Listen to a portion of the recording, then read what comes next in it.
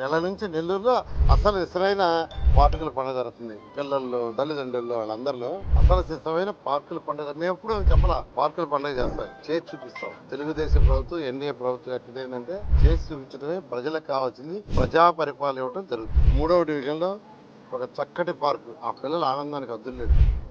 నిజంగా ఆ పిల్లల మధ్య ఉంటే అసలు అన్నీ మర్చిపోతున్నాం. ఆ పిల్లలు ఎందుకంటే ఆ పిల్లల మనసులో ఏమి ఉండదు.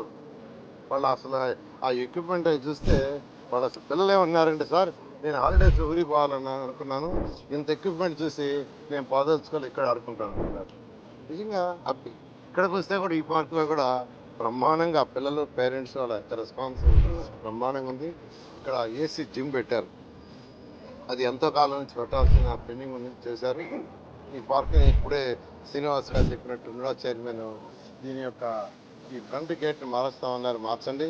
ఇంకా కొన్ని మార్పులు చేర్పులు, ఏ మార్పులు చేర్పులు తెలుసుకున్నా మీరు చేయొచ్చని చెప్తూ థ్యాంక్ యూ. ఒక్కటే నెల్లూరులో ఉన్న ప్రతి పార్కుని రెనోవేట్ చేస్తాం.